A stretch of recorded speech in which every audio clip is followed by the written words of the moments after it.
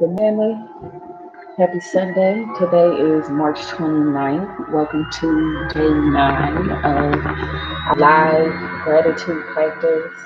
Today is the money magnet. Yep, the money magnet. Before I jump in, please be sure you subscribe to the channel. Hit like on this video. Please share it. Please comment. Interact with me. Let me know how this practice is going for you. Are you enjoying it so far? Have you seen any of your wish list manifest yet? Um, um, I'm inclined to share a quick note about the wish list. So, this is a super powerful practice, but what's more powerful than anything is your mind and your perception. So, um, one of the things that should be noted, especially in the process of manifestation, is the bigger you perceive a goal to be, right? Doesn't make it necessarily true, but the bigger or smaller you perceive a goal to be is in direct relationship to the amount of mental muscle that would be necessary for you to uh, bring a particular manifestation about, right? So I would recommend, and you should always be building on your wish list, even when you get done with this practice or you see all of your wishes manifest, write a new one. But I would play around with my wish list and make sure you put things on there that are really small to you, like in your mind, like, oh, that's easy, that's nothing, or something that you feel like you can get easily. Make sure you have those kinds of things on your list because it'll allow you an opportunity to experiment with uh, time and how long it may take to manifest a particular goal. I don't know if I shared it here on this particular platform. I'm pretty sure that I did. Um, the first time I sat down to really like define a goal and then focus on it intentionally for a specific amount of time. The very first time that I did that, my goal was I wanted to manifest $10,000. That took me 5 months, right? And my goal was specific. I wasn't looking to like accrue, like to accumulate $10,000. At at the amount of money I was making at that time, I would have been able to do it, in a span of months. Um, but I wanted $10,000, a bulk sum of $10,000. So that took me about 5 months to do. But the length of time that it took me to manifest that is in direct relationship to how big of a goal I thought that was, how much money I thought $10,000 was at that time. So, yeah, I just wanted to share that note. Make sure you have sort of different sized orders on your wish list. Um, so I said my spiel about the subscription, about sharing and liking and commenting. Um, Now I'm supposed to, and I had already had my laptop sitting on top of some books. So I'm getting better, y'all. I'm getting better with this whole routine, and as I should be, right? We're on day 9, so this will become more of a routine. And the filming part of this. This is my first time sort of facilitate. It's not my first time facilitating this for other people. I've done this with other groups of people in the past, smaller groups, and I wasn't doing it where I was recording it every day. It was more through like email and text correspondence, that kind of thing. So, yeah, let me go ahead and share my gratitudes for today. So, I've written down my 10 gratitudes. Um, and I guess I should share at the very beginning also. I should be put this in my script to share because not everybody is going to start with the very first video. So that if this is your first time viewing this, and you're wondering what's going on, what is she doing? I am reading a chapter of The Secret by Rhonda Byrne. This is where the gratitude practice is coming for. From. It's a 28-day gratitude practice. So I read this to you every day. And if folks are interested, you can always send me an email, send me a message in my inbox, drop me a message here and let me know and give me your email address, and I can email you a digital copy of this book. It's an amazing resource to have. I recommend that it be something that everybody has in their arsenal. Um, so I'm happy to email you a copy of this so you can follow along better. Maybe you don't like the way I talk. I don't know. But whatever the case, just letting folks know kind of how this all works. So I read a practice a day. If you go, it's important to go back to the very beginning, especially if this is your first time doing the magic practice by Rhonda Byrne.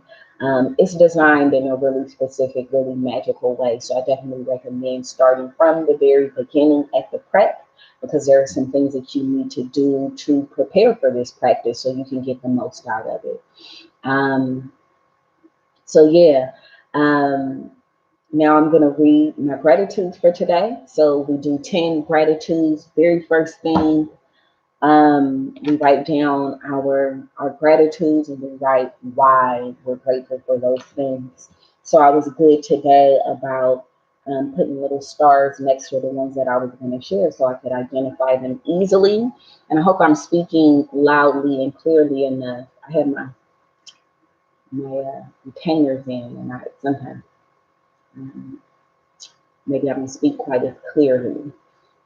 Or maybe I just speak a little funny because I'm trying to enunciate through them, which is probably a good thing. So it may be good speech practice for me. We'll see. Let me know in the comments. Okay.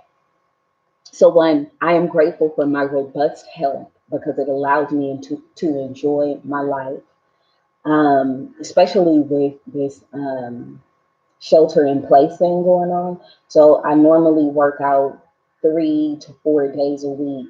Really now it's gotten to a point where it just depends on what's going on with my body. Like if I'm really light and I'm below my target weight, I'll work out 3 days, two, um, because I be so small sometimes. Um, but so it's I was gonna say like 4 days is working out 4 days in a week is a really good week for me, but that's not necessarily true because just depending on what's going on with me, um, I just may not need 4 days. But 3 days is like a really good average for me, 3 days a week. So, but what I was saying is what I'm noticing is that with this whole shelter in place thing, I'm seeing the places where I'm less active. And I'm used to getting out, like being out a lot. I put a lot of miles on my car. So I'm definitely a lot less active. So I'm seeing the need for me to work out every day. Um, so that I can make sure I'm active and moving. So yeah, that was something that I was thinking about this morning. Like, yeah, we gotta adjust. We gotta pivot a little bit in all of this. That's what uncertainty requires. I believe it requires and calls upon us to be fluid. Um, Luckily, I'm a water sign. You would think that would be super like change. I look at that and house that under the subject of change. I generally identify myself to be resistant to change. Um, but at the same time, I'm really good with it. I am fluid. Yeah, doesn't mean I like to be fluid. I think I do like to be fluid. I don't know. I don't know. But then we gotta be fluid right now, y'all. We gotta be fluid. Some situations are gonna call for us to be solid. Some situations are gonna, require us to be a little slushy like, and some situations will require us and circumstances in life will completely require us to be um, totally liquid, flowing, going along with the current. So, um, yeah, yeah. So my robust health, my health is really good, and I feel good in my body. That's what's important to me right now. Is making sure that I feel good in my body. I want to look good in my body, but also want to feel really good in it. Because I know what it feels like not to feel good in my body, and it does not uh, yield me the best of my experience. So that's just something that's important to me in my life. I am grateful for my many interests, abilities, and hobbies because they keep me stimulated. Um, Definitely, an observation that I've always made is um, how many things I'm interested in, and I'm pretty well versed in even. I'm an artist. I am an artist by nature, at heart, at the core. I am completely an artist. I have learned to operate on the other side, on the other hemisphere of my brain. Also, um, hasn't been easy to learn a lot of those aspects, or really I've had to just develop them further. When I think back into my childhood, and sometimes it's even funny to me to hear other people speak of me as a child, like my peers and stuff. And a lot of folks remember me to have been very business minded as a kid. I was always, having starting some kind of business, and a lemonade stand, singing groups, all kind of stuff. Um, and it's always funny to me to hear that because it reminds me that I've always been that way. For me, my challenge has been balancing, as with all of us, balancing both hemispheres. Uh, we get better at it the more we focus on doing that and achieving that. So yeah, I love history. I love math. Um, and math is something that I also had like a weird relationship with. I had to learn to appreciate my appreciation for math. Um, I didn't like math. I remember in high school and junior high, like not liking math. And maybe that was just me being a kid and just doing or thinking in a way that I was told, to think. I don't know, but I know I didn't like it. But I was actually pretty good at it because I was in advanced math my entire high school career. Um, and now look at me today, just a little math whiz. I'm no whiz for sure, but I can definitely figure some shit out. Sometimes it takes me the long way to do it, but it's multiple ways to you know, attack a problem. And that's one of the things I love so much about math. Also, um, I've been talking for a long time. Let me be quiet. Okay, I'm gonna say this last thing. The last thing I was gonna say, I find myself in conversations now with people who, went to college for economics. When I went to college, I studied political science and history. Um, and so I understand that the way that I've learned math is different than the way other people have learned it. Some people have been completely committed to math their entire lives and have learned it, uh, uh, at higher levels, if you will.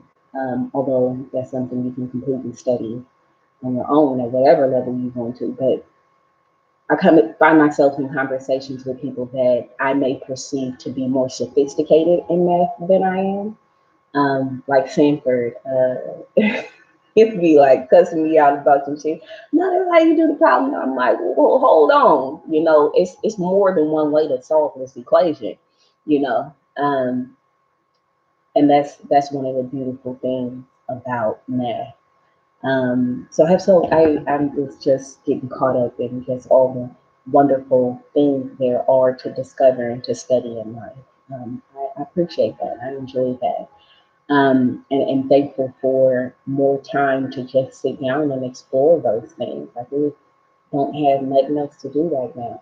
Um, but, follow those inclinations, study, go within, all of that good stuff. So let me share my last gratitude and then I'll jump into this chapter of the book for today. I am thankful for all the financially literate people in my life because they teach me so, so, so, so much. And that's a good place to end it. I don't need to explain that any further. All right. So, day 9, the money magnet. Y'all, here, I'm not even going to say it. I'm not going to say it. I'm not going to say it. Day 9, the money magnet. It is only with gratitude that life becomes rich. Dietrich Bonhoeffer, Lutheran pastor, 1906 to 1945. Gratitude is riches and complaint is poverty. Do y'all want to see the picture? It's just money raining down magically out of the sky. Um, Gratitude is riches and complaint is poverty. I really like that quote. It's the golden rule of your whole life, whether it's your health, job, relationships, or money. The more grateful you can be for the money you have, even if you don't have very much, the more riches you will receive. And the more you complain about money, the poorer you will become. Today's magical practice turns one of the biggest reasons people complain about money into an act of gratitude. This is a dope practice, y'all. Into an act of gratitude. And so it has double the power to change the circumstances of your money. You'll be replacing a complaint, which makes you poorer, with gratitude, which magically brings you riches. Most people don't think they complain about money, but if there is a lack of money in their life, they are complaining without realizing it. Complaining happens through people's thoughts as well as their words, and most people aren't aware of many of the thoughts in their heads. Any complaining, negative, jealous, or worried thoughts or words about money are literally creating poverty. And of course, the biggest complaints come when money has to be paid out. If you don't have enough money, paying your bills can be one of the most difficult things to do. It can seem like there is a greater stream of bills than there is money to pay them. But if you complain about your bills, then what you are really doing is complaining about money, and complaining keeps you in poverty. If you don't have enough money, the last thing you would normally do is feel grateful for your bills. But in fact, that's exactly what you have to do to receive more money in your life. To have a rich life, you must be grateful for everything to do with money. And begrudging your bills is not being grateful. You must do the exact opposite, which is to be grateful for the goods or services you've received from those who build you. It is such a simple thing to do, but it will have a monumental effect on the money in your life. You will literally become a money magnet. To be grateful for a bill, think about how much you've benefited from the service or goods on the bill. If it's payment for rent or a mortgage, be grateful that you have a home and you're living in it. What if the only way you could live in a home was by saving up all the money and paying cash for it? What if there was no such thing as lending institutions or places to rent? Most of us would be living on the streets. So be grateful to the lending institutions or your landlord because they have made it possible for you to live in a home or apartment. If you're paying a bill for gas or electricity, think about the heating or cooling you receive, the hot showers, and every appliance you were able to use because of the service. If you're paying a phone or internet bill, imagine how difficult your life would be if you had to travel vast distances to talk to each person individually. Think about how many times you've been able to call family and friends, send and receive emails, or access information instantly through the internet because of your service provider. All of these remarkable services are at your fingertips. So be grateful for them and be grateful for the companies excuse me, and be grateful that the companies trust you by providing their services before you have paid for them. Ever since I discovered the phenomenal power of gratitude, I write the magic words, thank you dash pay, on every bill as I pay it, and I never miss a single one. At the beginning, when I didn't have the money to pay a bill, I would still use gratitude's magical power and would instead write across the bill, thank you for the money. Then, when I had the money to pay it, I would add, thank you dash pay. Today, you are going to do the same. Take any currently unpaid bills you have and use gratitude's magical power by writing across them, thank you for the money. And feel gratitude for having the money to pay the bill, whether you have it or not. If you receive and pay most of your bills online, then when you receive an online bill, forward it to yourself as an email and write in the subject line in capital bold letters, thank you for the money. Next, find 10 bills you paid in the past and write across the front of each one the magic words, thank you dash paid. As you write on each paid bill, feel as grateful as you possibly can that you had the money to pay the bill.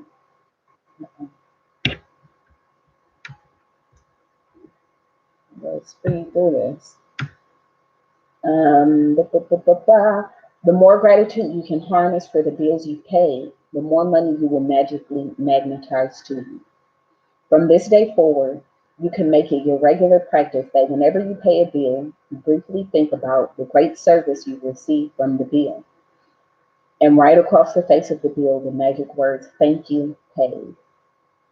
And if you don't have the money to pay a bill, use gratitude's magical power and write thank you for the money and feel as if you're saying thank you because you have the money to pay the bill.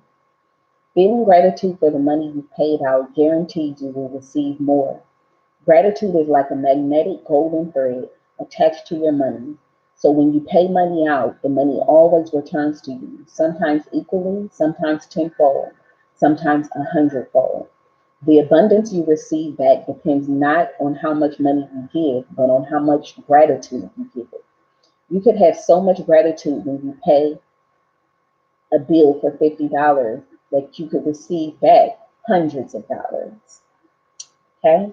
Um, I'm reminded that when I listen to like Tony Robbins or Jim Rohn or different sort of money gurus, if you will, they talk about this idea of um, uh, learning to pay down your liabilities with gratitude. Um, and a lot of the money gurus will talk about this idea that money is it's a relationship, right? And so how we present ourselves to money, how we perceive ourselves, um, all of these things are different aspects in the conversation of how much money we have, or how much money we command is probably a better way to state that. So this is a really, really, really, really dope practice, y'all. Enjoy doing it today. Take some time with it. The beauty about all of these practices, I think they really highlight and challenge us to find the good, especially in the social political climate right now. And what better practices or what better things could we be doing for ourselves right now? You tell me. So yeah, the money magnet. Have fun with this today, y'all. Oh no, can't go nowhere because I didn't do the review for today. So real quick, let's review magic practice number 9, the money magnet. Step 1, count your blessings.